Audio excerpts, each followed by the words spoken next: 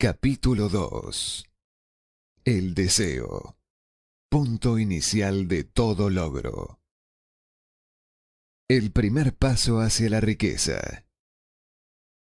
Cuando Edwin C. Barnes descendió del tren de carga en Orange, New Jersey, hace más de 30 años, quizás parecía un vagabundo. Sin embargo, sus pensamientos eran los de un rey. Mientras se dirigía desde los rieles del ferrocarril a la oficina de Thomas A. Edison, su mente trabajaba sin descanso. Él lograba verse a sí mismo parado frente a Edison. Se escuchaba a sí mismo solicitándole al señor Edison una oportunidad para llevar a cabo la única e intensa obsesión de su vida. Un deseo ardiente de convertirse en socio en los negocios del gran inventor. El deseo de Barnes no era una mera esperanza, era un entusiasta y vibrante deseo que trascendió a cualquier cosa. Era claro y determinante. El deseo no era nuevo cuando se le acercó él a Edison. Este había sido su deseo dominante por un largo período. En un comienzo, cuando el deseo apareció por primera vez en su mente, debe haber sido, probablemente lo fue, solo un deseo. No obstante, no era solo un deseo cuando se apareció frente a Edison con él. Algunos años después, Edwin C. Barnes estuvo parado nuevamente frente a Edison, en la misma oficina donde por primera vez conoció al inventor. Esta vez su deseo se había convertido en realidad. Ya era socio de Edison. El sueño dominante de su vida se había hecho realidad. Hoy, personas que conocen a Barnes lo envidian debido al quiebre que produjo en su vida. Ellos lo ven en sus días de gloria, sin tomarse la molestia de investigar las causas de su éxito. Barnes tuvo éxito porque eligió un objetivo claro. Puso toda su energía, todo el poder de su voluntad y toda su energía en pos de dicho objetivo. No se convirtió en socio de Edison el día en que llegó. Se contentó con partir en el más humilde trabajo, en la medida en que éste le proveyese la oportunidad de tomar inclusive un solo paso hacia su anhelado fin. Pasaron 5 años antes de que la ocasión que estaba buscando hiciera su aparición. A lo largo de dichos años no hubo ni siquiera un rayo de esperanza. Ni una sola promesa de lograr su deseo se le había presentado. Para cualquiera, excepto para él, parecía solamente otro rodamiento en la rueda de los negocios de Edison. Pero, en su propia mente, él era el socio de Edison en todo momento, desde el primer día en que fue a trabajar ahí por primera vez. Es una ejemplificación notable del poder de un deseo claro. Barnes logró su meta porque anhelaba ser socio del señor Edison más que cualquier otra cosa. Creó un plan con el cual lograr dicho propósito. Y muy importante, quemó todos los puentes tras él. Mantuvo su deseo hasta que se convirtió en la obsesión dominante en su vida y posteriormente un hecho. Cuando fue a Orange, no se dijo a sí mismo: voy a tratar de convencer a Edison para que me dé algún tipo de trabajo, el que sea. Él dijo: veré a Edison y le avisaré que he venido a ser su socio. Él no dijo: voy a trabajar ahí por unos pocos meses y si es que no tengo estímulos, renunciaré y buscaré un empleo en otro lado. Él dijo: partiré donde sea. Haré lo que Edison me diga y antes de que me dé cuenta, me convertiré en su socio.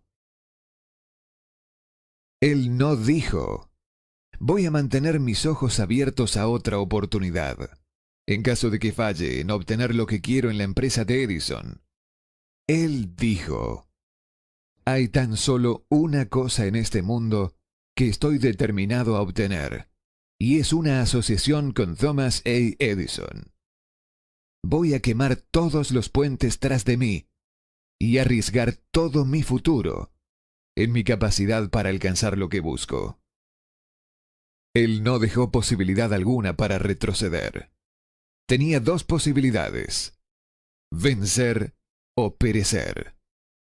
Esa es toda la historia del éxito de Burns. Hace mucho tiempo, un gran guerrero enfrentó una situación en la cual tuvo que tomar una decisión que aseguró su éxito en el campo de batalla. Estaba a punto de enviar su ejército para enfrentar a un poderoso contrincante que tenía muchos soldados de los que él contaba. Subió a sus soldados en botes, desembarcó en el país enemigo, bajó a su soldado y su equipamiento, y posteriormente dio la orden de quemar los botes que los habían traído. Dirigiéndose a sus hombres antes de la primera batalla, dijo: «Ustedes alcanzan a ver cómo se queman los botes. Eso significa que no tenemos cómo irnos de estas costas vivos, a no ser que ganemos la batalla. Debemos tomar una determinación: vencer o morir». Vencieron. Cada persona que gana en cualquier emprendimiento debe estar dispuesta a quemar sus botes y eliminar todas las posibilidades de dar pie atrás. Solo así puede tener la convicción de mantener ese estado mental conocido como deseo ardiente de vencer, fundamental para lograr el triunfo. La mañana siguiente, después del gran incendio en Chicago, un grupo de comerciantes se paró en la State Street, observando los restos humeantes de lo que habían sido sus negocios. Se reunieron para decidir si tratarían de reconstruir o abandonarían Chicago para comenzar de cero en alguna locación más prometedora del país. Tomaron la decisión, todos, excepto uno: abandonar Chicago. El comerciante que decidió quedarse y reconstruir apuntó con un dedo a los restos de su tienda y le dijo a los demás: «Caballeros, en ese exacto lugar construiré la tienda más grande del mundo. No importa las veces que pueda quemarse». Eso fue hace casi un siglo. La tienda fue construida. Todavía sigue en pie. Una torre. Un monumento al poder de ese estado mental conocido como deseo ardiente. Lo más sencillo que Marshall Field podría haber hecho era imitar a sus colegas. Cuando las perspectivas aparecían como difíciles y el futuro se veía adverso, se retiraron a donde las cosas lucieran más fáciles. Es importante notar la diferencia entre Marshall Field y los otros comerciantes, puesto que es la misma diferencia que distingue a Edwin C. Burns de los miles de jóvenes que trabajaron en la compañía de Edison. Es lo mismo que distingue a prácticamente todos quienes tienen éxito de aquellos que fracasan. Cada persona que alcanza la edad de comprender el propósito del dinero, de seguro quiere obtenerlo. Simplemente desear no es lo que trae las riquezas. Sin embargo, desear con un estado mental en el cual el deseo se convierte en una obsesión, el planificar maneras concretas para adquirirlas y ejecutar dichos planes con una persistencia tal que no acepta fracasos, de seguro traerá fortunas. El método por el cual los deseos por riquezas pueden transmutarse a su equivalente financiero consta de 6 pasos prácticos. Primero, fije en su mente el monto exacto de dinero que desea. No basta con decir, quiero mucho dinero. Debe ser una cifra precisa. Hay una razón psicológica para esto que será descrita en el capítulo siguiente. Segundo, determine exactamente lo que está dispuesto a entregar a cambio del dinero que quiere. No existe algo por nada. Tercero, establezca una fecha concreta en la cual pretende poseer el dinero que busca.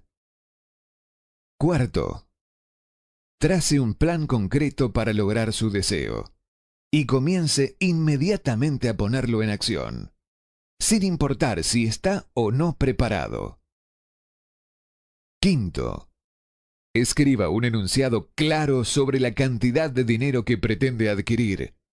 Establezca el tiempo límite para dicha adquisición. Establezca lo que está dispuesto a entregar a cambio del dinero y detalle claramente el plan que ejecutará para acumularlo. Sexto, lea su declaración en voz alta, 2 veces al día, una antes de acostarse en la noche y otra antes de levantarse en la mañana. Mientras lea, debe sentir y creer que ese dinero ya está en su poder. Es primordial que siga estos 6 pasos. Deténgase especialmente en seguir las instrucciones del paso 6. Usted podría alegar que se le hace imposible verse en posesión del dinero antes de realmente tenerlo. Aquí es donde un deseo ardiente lo ayudará. Si usted realmente desea el dinero tan fervientemente que su deseo es una obsesión, no tendrá dificultad en convencerse de que lo va a adquirir. El objetivo es desear el dinero y llegar a estar tan determinado a poseerlo que se convenza de que lo tendrá. Solo aquellos que toman conciencia del dinero alguna vez acumulan grandes fortunas. El tomar conciencia del dinero quiere decir que la mente se ha saturado completamente con el deseo por el dinero, de modo que uno puede verse a sí mismo poseyéndolo. Para el no iniciado, que no se ha educado en los fundamentos principales de la mente humana, quizás estas instrucciones parezcan poco prácticas. Para quienes no consigan reconocer la validez de estos 6 puntos, puede ser útil saber que la información que difunden fue revelada por Andrew Carnegie, quien empezó como un obrero común en una siderúrgica, pero se las arregló, pese a sus humildes comienzos, para que estos principios le rindieran una fortuna de más de $100 millones. Como ayuda adicional, quizá le sirva saber que los 6 puntos recomendados aquí fueron detenidamente analizados por el fallecido Thomas A. Edison, quien puso su sello de aprobación en ellos, por ser esenciales no solo para la acumulación de dinero, sino para la obtención de cualquier meta. Estos pasos no implican un trabajo duro, tampoco sacrificio. No exigen que uno se vuelva ridículo ni crédulo. Su aplicación no requiere de mucha escolaridad. Sin embargo, el éxito en la aplicación de estos 6 pasos necesita de la imaginación suficiente que permita ver y comprender que la acumulación de dinero no puede ser dejada al azar. Uno no debe tomar conciencia de que todos quienes han acumulado grandes fortunas primero tuvieron una cierta medida de sueños, anhelos, deseos y planificación antes de que pudiesen adquirirla. A estas alturas, usted deberá saber que nunca tendrá riquezas en grandes cantidades a menos que pueda llegar a ser la viva expresión del deseo quemante por el dinero y que realmente crea que lo poseerá. Usted podría saber, además, que todo gran líder, desde el comienzo de la civilización hasta el presente, ha sido un soñador. Por ejemplo, el cristianismo es un gran poder en el mundo actual, puesto que su fundador tuvo un deseo tan fuerte que lo pudo transmutar en su forma física. Si usted no puede ver riquezas en su imaginación, jamás podrá verlas en su balance bancario. Nunca, en toda la historia de América, ha habido una oportunidad tan grande para los soñadores prácticos como ahora. El colapso económico de 6 años ha reducido a todos los hombres substancialmente al mismo nivel. Está a punto de nacer una nueva raza. Las apuestas representan enormes fortunas que se acumularán dentro de los próximos 10 años. Las reglas de la raza han cambiado, debido a que ahora vivimos en un mundo cambiante, que definitivamente favorece a las masas. Aquellos que han tenido poca o ninguna oportunidad para ganar bajo las condiciones existentes durante la depresión, cuando el miedo paralizó el progreso y el crecimiento. A nosotros, que nos encontramos en esta carrera por la obtención de riquezas, debería motivarnos el hecho de que este cambiado mundo en el cual vivimos demanda nuevas ideas, nuevas maneras de hacer las cosas, nuevos liderazgos, nuevos inventos, nuevos métodos para enseñar, nuevos métodos de mercadeo, nuevos libros, nueva literatura, nuevos programas de radio, nuevas ideas para películas. Tras toda esta demanda de nuevas y mejores cosas, existe una cualidad que se debe poseer para triunfar y esta es la certeza del propósito. El conocimiento de lo que uno quiere y el deseo ardiente de poseerlo. La depresión financiera marcó la muerte de una era y el nacimiento de otra. Este mundo cambiante necesita soñadores prácticos que pongan sus sueños en acción. Los soñadores prácticos siempre han sido y siempre serán los modeladores de la civilización. Los que deseamos acumular riqueza debemos recordar que los verdaderos líderes del mundo han sido siempre hombres que han sabido dominar, para su uso práctico, las fuerzas invisibles e intangibles de la oportunidad que está por surgir, y han convertido esas fuerzas o impulsos de pensamiento en rascacielos, fábricas, aviones, automóviles y toda forma de recursos que hacen la vida más llevadera. La tolerancia y una mente abierta son necesidades prácticas de un soñador en estos días. Aquellos que tienen miedo de las nuevas ideas están condenados antes de empezar. Nunca ha existido un momento más propicio para los emprendedores que el presente. La verdad, no hay un salvaje oeste que debe ser conquistado, como en los días de la carreta cubierta. Sin embargo, hay un mundo de negocios, financiero e industrial para ser remodelado y redirigido para nuevos y mejores caminos.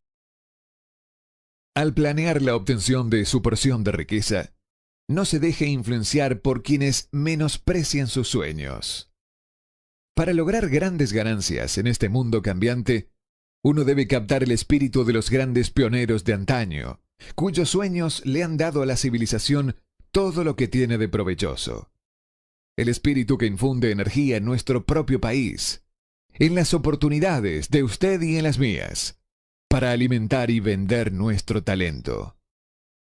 No olvidemos que Colón soñó con un mundo desconocido. Apostó su vida en la existencia de ese mundo y lo descubrió. Copérnico, el gran astrónomo, soñó con una multiplicidad de mundos y los reveló. Nadie lo denunció como poco práctico después que había triunfado. En lugar de esto, el mundo lo veneró, probando así que una vez más, el éxito no requiere de disculpas, permisos por fracaso, ni coartadas. Si lo que usted quiere hacer está bien, y usted cree en ello, adelante, hágalo. Lleve a cabo sus sueños, y no haga caso de lo que los demás puedan decir si usted se topa en algún momento con tropiezos. Tal vez los demás no sepan que cada fracaso lleva consigo la semilla de un éxito equivalente. Henry Ford, pobre e ignorante, soñó con una carroza sin caballos. Se fue a trabajar con las herramientas que tenía, sin esperar una oportunidad que lo favoreciera, y ahora la evidencia de su sueño está en todo el planeta. Él puso más ruedas en funcionamiento que cualquier otro hombre, porque no tenía miedo de respaldar sus sueños. Thomas Edison soñaba con una lámpara que pudiese ser operada con electricidad. Empezó donde estaba parado y puso su sueño en acción. A pesar de más de 10.000 fallas, perseveró en su sueño hasta que lo convirtió en una realidad física. Los soñadores prácticos no claudican. Whelan soñaba con una cadena de tiendas de cigarros. Transformó su sueño en acción, y ahora las United Cigar Stores ocupan algunas de las mejores locaciones de las ciudades estadounidenses. Lincoln soñó en libertad para los esclavos de color. Puso su sueño en acción y casi no vivió para ver un norte y sur unidos que tradujeron su sueño en realidad. Los hermanos Wright soñaron con una máquina que volase a través del aire. Hoy en día podemos ver la evidencia por todas partes de que sus sueños se han cumplido. Marconi soñaba con un sistema para dominar las intangibles fuerzas del éter. Las pruebas de que no soñaba en vano podemos encontrarlas en cada aparato de radio que existe en el mundo. Quizá le interese saber que los amigos de Marconi lo pusieron bajo custodia y fue examinado en un hospital para psicópatas cuando anunció que había descubierto un principio mediante el cual podría enviar mensajes a través del aire, sin la ayuda de cables ni algún otro medio físico de comunicación. A los soñadores de hoy en día les va mejor. El mundo está lleno de una abundancia de oportunidades que los soñadores del pasado jamás conocieron. Un deseo ardiente de ser y de hacer es el punto inicial desde el cual el soñador debe lanzarse. Los sueños no están hechos de apatía, pereza, ni falta de ambición. El mundo ya no se burla del soñador, ni los llama utópicos. Si piensa que sí lo son, viaje a Tennessee y sea testigo de lo que un presidente soñador ha hecho en la forma de aprovechar y usar el gran poder del agua de América. Muchos años atrás, un sueño como este podría haber parecido una chifladura. Usted se ha desilusionado, ha sido derrotado durante la depresión, ha sentido que su gran corazón se ha roto hasta sangrar. Tenga coraje, ya que estas experiencias han dispuesto el metal espiritual del cual usted está hecho. Estos son recursos invaluables. Recuerde, además, que todos quienes consiguieron el éxito en la vida tuvieron un mal comienzo y pasaron muchas dificultades antes de que pudiesen llegar. El cambio en la vida de la gente exitosa suele surgir en el momento de alguna crisis, a través de la cual les es develado su otro yo. John Bynon escribió Pilgrim's Progress, que se cuenta entre lo mejor de la literatura inglesa, después de haber estado confinado en prisión y haber sido fuertemente castigado a causa de sus ideas sobre la religión. D. Henry descubrió el genio que dormía en su interior después de haber conocido terribles infortunios y estar encarcelado en Columbus, Ohio. Forzado, a través de la desgracia, a conocer a su otro yo y a usar su imaginación, descubrió que era un gran autor en vez de un criminal indigno. Los caminos de vida son extraños y variados, y extrañas también son las formas de infinita inteligencia, a través de las cuales los hombres son algunas veces forzados a pasar por todo tipo de puniciones antes de descubrir sus propios cerebros y su propia capacidad para crear ideas útiles a través de la imaginación. Edison, el mayor inventor y científico del mundo, fue un operador de telégrafo vago. Él falló innumerables veces antes que fue impulsado, posteriormente, hacia el descubrimiento del genio que dormía dentro de su cerebro. Charles Dickens empezó pegando etiquetas en latas de betún. La tragedia de su primer amor penetró las profundidades de su alma, para convertirlo en uno de los más grandiosos autores del planeta. Esa tragedia produjo, primero, David Copperfield, y luego, una sucesión de obras que entregan un mundo mejor y más rico a todo el que lee sus libros. La desilusión por amor generalmente tiene el efecto de llevar al hombre a tomar y a la mujer a la ruina. Esto debido a que la mayoría de las personas nunca asimilaron el arte de transformar sus más fuertes emociones en sueños de naturaleza constructiva. Helen Keller se quedó sorda, muda y ciega después de nacer. Pese a su terrible adversidad, ha escrito su nombre con letras indelebles en las páginas de la historia de los grandes. La totalidad de su vida es una evidencia de que nadie está vencido hasta que la derrota es aceptada como una realidad. Robert Burns era un campesino analfabeto. Sufrió la maldición de la pobreza y creció para ser un borracho. El mundo fue mejor gracias a su vida, porque vistió de prendas hermosas sus pensamientos poéticos y, por tanto, arrancó un espino para plantar un rosal en su lugar. Booker T. Washington nació en la esclavitud, discapacitado por raza y color. Debido a que él era tolerante, tenía una mente abierta en todo momento y era un soñador. Dejó su impresión de humanidad en toda una raza. Beethoven era sordo y Milton ciego, pero sus nombres perdurarán en el tiempo, porque soñaron y tradujeron sus sueños en ideas constituidas.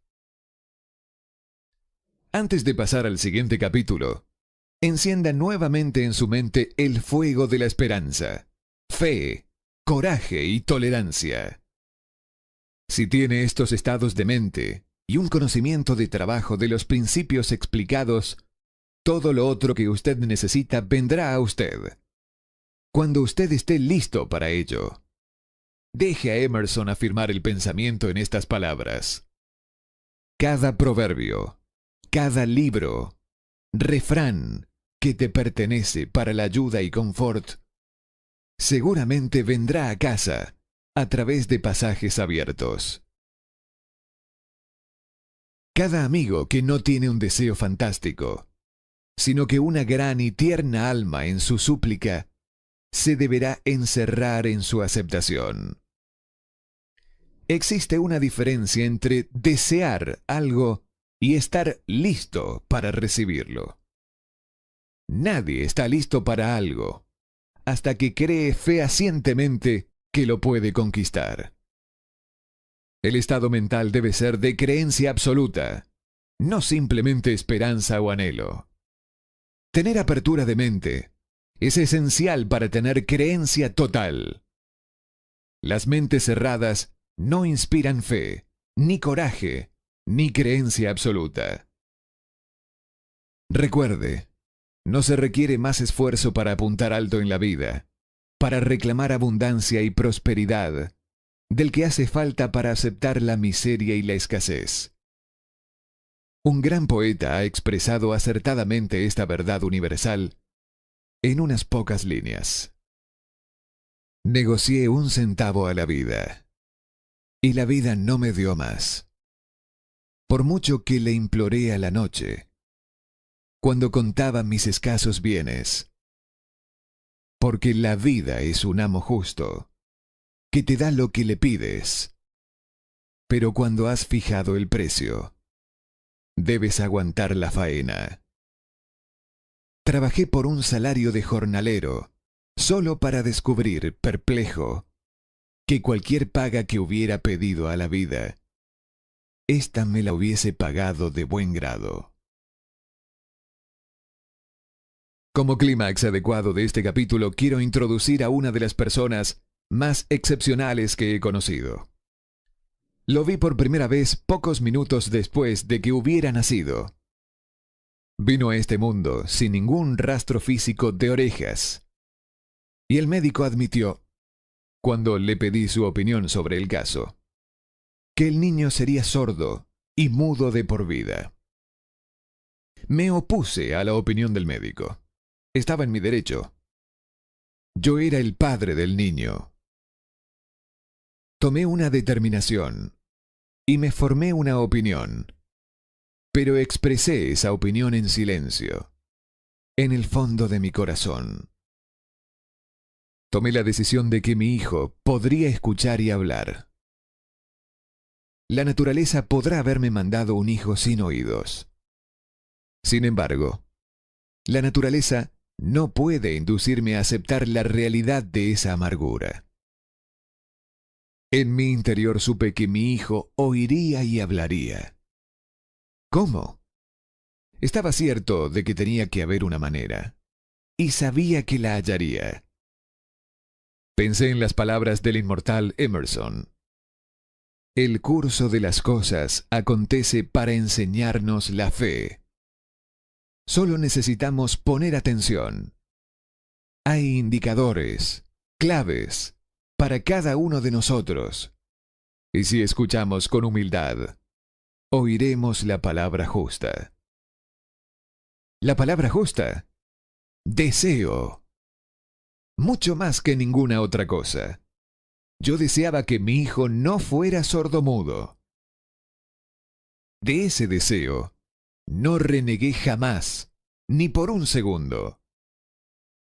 Hace muchos años atrás escribí: nuestras únicas limitaciones son aquellas que nos fijamos en nuestras mentes. Por primera vez, me pregunté si esa afirmación era verdad. Acostado en la cama frente a mí estaba un niño recién nacido, sin la capacidad natural de la audición. Aunque él podía escuchar y hablar, obviamente estaba desfigurado de por vida. Seguramente esta era una limitación que el niño no se había fijado en su mente. ¿Qué podía hacer? ¿Encontraría alguna manera de trasplantar a ese niño mi propio deseo ardiente, de dar con maneras y medios de hacer llegar el sonido a su cerebro sin la necesidad de los oídos? Tan pronto como el niño fuese lo bastante mayor para cooperar, le llenaría la cabeza de tal manera de ese deseo ardoroso, que la naturaleza lo traduciría en realidad con sus propios métodos. Todos estos pensamientos pasaron por mi mente, pero no comenté de ello con nadie. Cada día renovaba la promesa que me había hecho de que mi hijo no sería sordomudo. Cuando creció y empezó a percibir las cosas que lo rodeaban, descubrimos que mostraba débiles indicios de que oía. Cuando alcanzó la edad en que los niños suelen empezar a emitir palabras, no hizo intento alguno de hablar, pero de sus actos podíamos deducir que percibía ciertos sonidos. Eso era todo lo que yo quería saber. Estaba convencido de que, si podía oír, aunque fuese débilmente, sería capaz de desarrollar una mayor capacidad auditiva. Entonces ocurrió algo que me llenó de esperanza. Surgió de algo totalmente inesperado. Un accidente que cambió una vida. Compramos un fonógrafo. Cuando el niño oyó la música por primera vez, entró en éxtasis y muy pronto se apropió del aparato. En una oportunidad estuvo poniendo un disco una y otra vez durante casi 2 horas, de pie delante del fonógrafo, mordiendo un borde de la caja. La importancia de esa costumbre que adquirió no se nos hizo patente sino hasta años después, porque nunca habíamos oído hablar del principio de la conducción ósea del sonido. Poco después de que se apropiase del fonógrafo, me di cuenta de que podía oírme con claridad cuando le hablaba con los labios junto a su hueso mastoideo, en la base del cráneo. Estos descubrimientos me dieron los medios necesarios mediante los que comencé a traducir en realidad mi vehemente deseo de ayudar a mi hijo a desarrollar la audición y el habla. Para ese entonces, él estaba haciendo esfuerzos para decir ciertas palabras. La perspectiva estaba lejos de ser alentadora, pero el deseo respaldado por la fe no entiende lo que es la palabra imposible. Una vez que hube descubierto que podía oír perfectamente el sonido de mi voz, empecé prontamente a transferirle mi deseo de que oyese y hablase. Pronto, descubrí que el niño disfrutaba cuando yo le contaba cuentos antes de dormirse, de manera que me puse a trabajar para idear historias que estimularan su confianza en sí mismo, su imaginación y un agudo deseo de oír y de ser normal. Había un cuento en particular, en el que yo hacía hincapié dándole un renovado matiz dramático cada vez que se lo relataba. Lo había inventado para sembrar en su mente la idea de que su dificultad no era una pesada carga, sino una ventaja de gran valor. Pese al hecho de que todas las maneras de pensar que yo había examinado señalaban que cualquier adversidad contiene la semilla de una ventaja equivalente, debo confesar que no tenía ni la menor idea de cómo se podía convertir esa dificultad en una ventaja. Sin embargo, continué mi práctica de dedicarme a esa filosofía en historias para dormir, esperando que viniera el momento donde él encontrara un plan para que su discapacidad pudiera servir para algún propósito útil. La razón me decía claramente que no había compensación alguna por la falta de oídos y equipo de audición natural. El deseo, respaldado por la fe, empujó a la razón hacia el lado y me inspiró a seguir adelante. Ganó un mundo nuevo con 6 centavos. Al analizar la experiencia retrospectivamente, puedo ver que su fe en mí tuvo mucho que ver con los extraordinarios resultados. Él no cuestionaba nada que yo le dijera. Le vendí la idea de que tenía una ventaja original sobre su hermano mayor, y que esa ventaja se reflejaría de muchas maneras.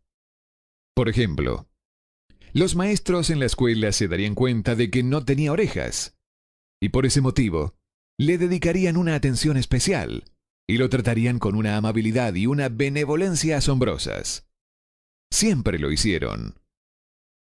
También le vendí la idea de que cuando fuese lo suficientemente mayor para vender periódicos, su hermano mayor era ya vendedor de periódicos, tendría una gran ventaja sobre éste, porque la gente le pagaría más por su mercancía, debido a que verían que era un niño brillante y emprendedor pese al hecho de carecer de orejas. Cuando tenía unos 7 años, mostró la primera prueba de que nuestro método de apoyo rendía sus frutos. Durante varios meses, imploró el privilegio de vender periódicos, pero su madre no le daba el consentimiento. Entonces, se ocupó por su cuenta del asunto. Una tarde, en que estaba en casa con los sirvientes, trepó por la ventana de la cocina, se deslizó hacia afuera y se estableció por su cuenta. Le pidió prestados 6 centavos al zapatero remendón del barrio. Los invirtió en periódicos. Los vendió. Reinvirtió el capital y repitió la operación hasta el anochecer. Después de hacer el balance de sus negocios y de devolverle a su banquero los 6 centavos que le había fiado, se encontró un beneficio de 42 centavos. Cuando volvimos a casa aquella noche, lo encontramos durmiendo en su cama, apretando el dinero en un puño. Su madre le abrió la mano, cogió las monedas y se puso a llorar. Me sorprendió. Llorar por la primera victoria de su hijo me pareció fuera de lugar. Mi reacción fue la inversa. Reí de buena gana, porque supe que mi empresa de inculcar en la mente de mi hijo una actitud de fe en sí mismo había rendido frutos. Su madre veía a un niño sordo que, en su primera aventura comercial, se había escapado a la calle y había puesto en peligro su vida para ganar dinero. Yo veía un hombrecito de negocios valiente, ambicioso y lleno de confianza en sí mismo, cuyo valor intrínseco se había incrementado en un 100% al haber ido a negociar por su cuenta y haber ganado. La transacción me complació, porque había dado pruebas de una riqueza de recursos que lo acompañaría toda su vida. Más tarde, los eventos probaron que esto era cierto. Cuando su hermano mayor quería algo, él se acostaría en el piso, golpearía sus piernas en el aire, lloraría y, finalmente, lo obtendría. Cuando el pequeño niño sordo quería algo, planificaría una manera de ganarse el dinero, luego comprárselo para sí mismo. Hasta el día de hoy, todavía sigue este plan. En realidad, mi propio hijo me ha enseñado que las incapacidades pueden ser convertidas en escalones, en los que uno puede trepar para alcanzar una meta valiosa, a menos que sean aceptados como obstáculos y usados como coartadas. El niño sordo que oyó. El pequeño sordo asistió a la escuela, al instituto y a la universidad, sin que fuese capaz de oír a sus maestros, excepto cuando le gritaban fuerte a corta distancia. No lo llevaron a una escuela para sordos. No le permitimos que aprendiese el lenguaje de los sordomudos. Habíamos decidido que viviese una vida normal y mantuvimos esa disposición, aunque nos costó muchas discusiones acaloradas con funcionarios escolares. Cuando estaba en el instituto, probó un aparato eléctrico para mejorar la audición. Pero no le dio resultado debido a que nosotros creemos que es por una condición expuesta cuando el niño tenía 6 años de edad, por el doctor J. Gordon Wilson de Chicago, cuando él operó un lado de la cabeza del niño y vio que no había señales del equipo de audición natural. Durante su última semana en la universidad, sucedió algo que marcó el hito más importante de su vida. En lo que pareció una mera casualidad, entró en posesión de otro aparato eléctrico para oír mejor, que le remitieron para probar. Estuvo indeciso en probar el aparato, debido a su decepción con otro similar. Finalmente lo tomó, se lo puso en la cabeza, le conectó las baterías y, ¡sorpresa!, como por arte de magia, su deseo de toda la vida de oír normalmente se convirtió en realidad. Por primera vez oía tan bien como cualquier persona con audición normal. Alborozado con el mundo diferente que acababa de percibir a través de ese aparato auditivo, se precipitó al teléfono, llamó a su madre y oyó su voz a la perfección. Al día siguiente, oía con claridad las voces de sus profesores en clase. Por primera vez en su vida, también, mi hijo podía charlar con la gente, sin necesidad de que le hablaran con voz de trueno. Realmente, había entrado en posesión de un mundo distinto. El deseo había comenzado a pagar dividendos, pero la victoria todavía no era cabal. El muchacho tenía que encontrar todavía una manera definida y práctica de convertir su desventaja en una ventaja equivalente. Ideas que obran milagros.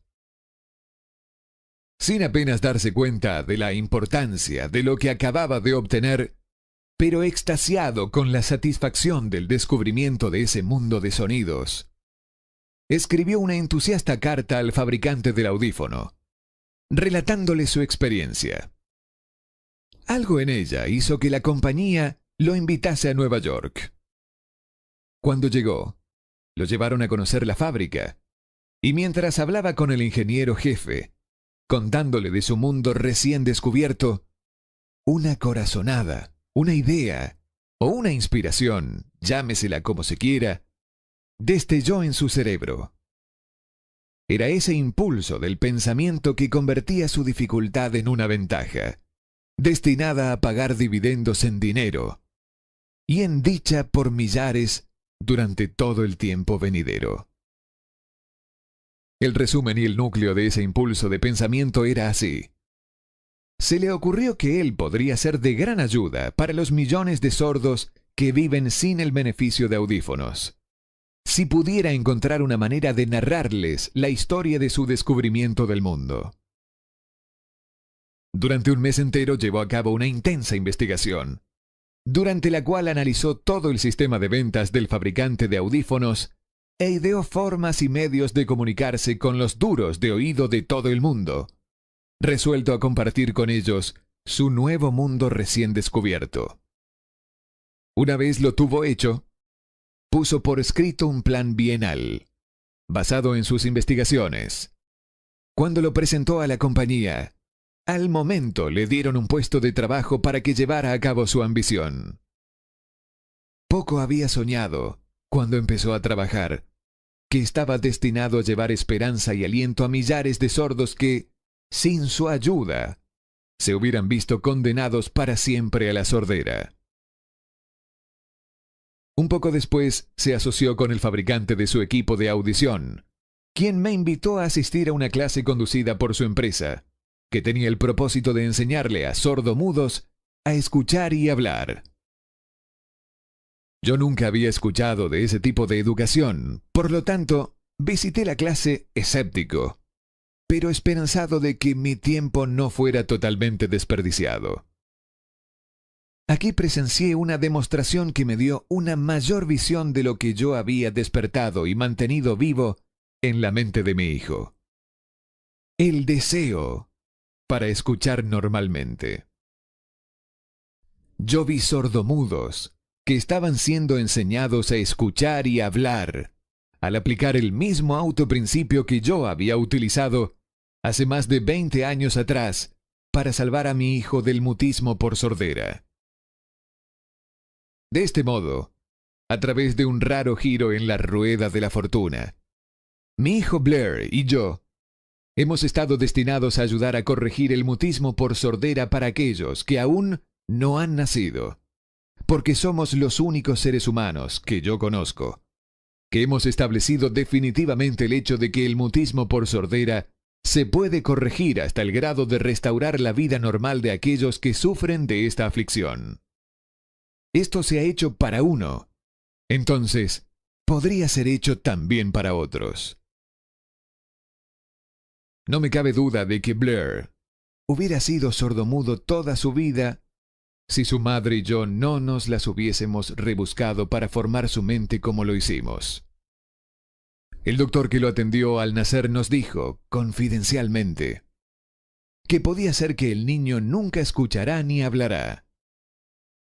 Hace unas pocas semanas atrás, el doctor Irving Burgess, un especialista renombrado en dichos casos, examinó a Blair muy detalladamente y quedó sorprendido cuando vio lo bien que ahora escuchaba y hablaba mi hijo.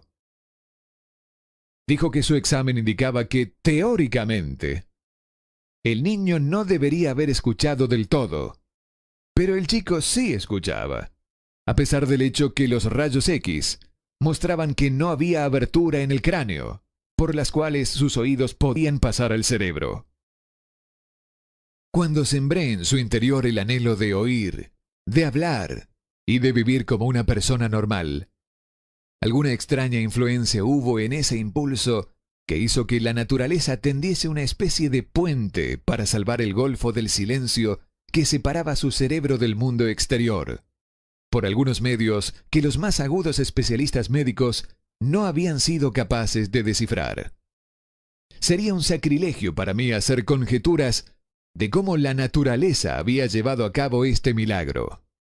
Sería imperdonable si yo me negara a decirle al mundo todo lo que sé de la humilde parte que asumo en esta extraña experiencia. Es mi deber y un privilegio decir que creo, y no sin razón alguna, que nada es imposible para la persona que respalda el deseo con una fe perdurable. En verdad, el deseo ardiente tiene maneras tortuosas de transmutarse en su equivalente físico. Blair deseaba una audición normal. Ahora la tiene. Nació con una minusvalía que fácilmente hubiera desviado a alguien, con un deseo menos definido a la calle, con un puñado de lápices en una mano y una lata vacía en la otra. Esta incapacidad ahora promete servir como medio a través del cual él concederá un servicio útil a muchos millones que sufren complicaciones para escuchar, y también para darles un empleo útil con una compensación financiera adecuada para el resto de su vida. La pequeña mentira piadosa que sembré en su mente cuando él era un niño, llevándolo a creer que su defecto se convertiría en una gran ventaja que podría capitalizar, se justificó sola. Ciertamente, no hay nada correcto o equivocado que la confianza, sumada a un deseo ardiente, no pueda hacer realidad. Estas cualidades están al alcance de todos. En toda mi experiencia de tratar con hombres y mujeres con problemas personales, nunca manejé un caso que demostrará más definitivamente el poder del deseo. Los autores algunas veces cometen el error de escribir sobre temas que conocen muy poco o solo superficialmente. Ha sido mi buena fortuna el haber tenido el honor de probar la solidez del poder del deseo, a través de la aflicción de mi propio hijo. Tal vez fue providencial que la experiencia viniera como lo hizo. Ciertamente nadie está mejor preparado que él de servir como un ejemplo de lo que pasa cuando el deseo es puesto a prueba. Si es que la madre naturaleza se doblega al poder del deseo, es lógico que el hombre puede derrotar a un candente deseo. El poder de la mente humana es extraño e imponderable. No entendemos el método por el cual usa cada circunstancia, cada persona, cada cosa física dentro de su alcance, como un medio de transformar el deseo en su contrapartida material. Tal vez la ciencia descubrirá este misterio. Yo le implanté en la mente de mi hijo el deseo de escuchar y hablar como cualquier persona normal. Este deseo ahora se volvió una realidad. Le implanté en su mente el deseo de convertir su mayor discapacidad en su mayor recurso. Ese deseo ha sido realizado. La forma de operar a través de la cual fue alcanzado este sorprendente resultado no es muy difícil de describir. Consistió en 3 hechos muy definitivos. Primero, yo mezclé la fe con el deseo de escuchar normalmente que le traspasé a mi hijo. Segundo, le comuniqué mi deseo a él en toda forma concebible que estaba disponible a través de esfuerzos persistentes y continuos durante varios años. Tercero, él creyó en mí. La química mental hace magia. Un breve párrafo en un despacho de noticias en relación con Madame Schumann-Heink da la clave del estupendo éxito de esta mujer como cantante.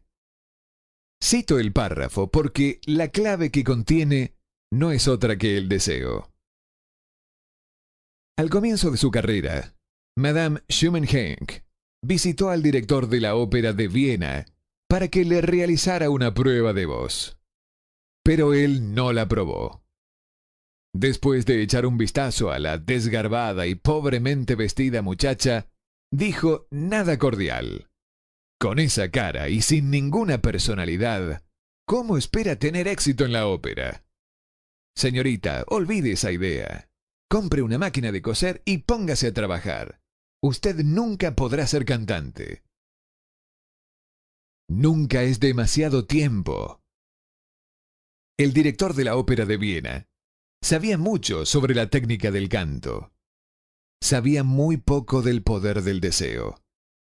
Cuando éste asume las proporciones de una obsesión. Si hubiera conocido mejor ese poder, no hubiese cometido el equívoco de condenar el genio sin darle una oportunidad.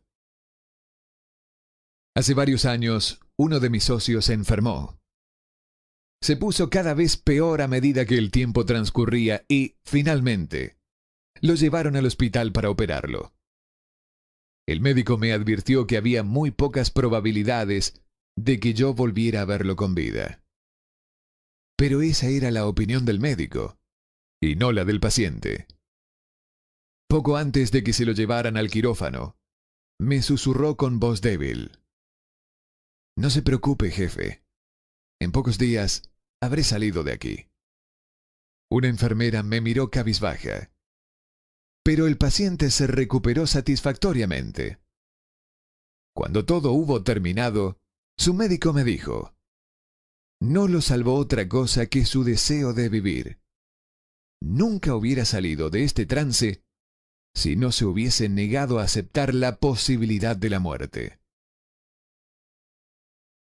Creo en el poder del deseo respaldado por la fe, porque he visto cómo ese poder elevaba a hombres desde comienzos humildes a posiciones de poder y riqueza. Lo he visto cómo saqueaba la tumba de sus víctimas, cómo servía de medio para que los hombres llevaran a cabo su rehabilitación después de haber fracasado en un centenar de formas distintas. Lo he visto darle a mi propio hijo una vida normal, feliz y llena de éxito, a pesar de que la naturaleza lo mandase a este mundo sin orejas. ¿Cómo se puede dominar y usar el poder del deseo?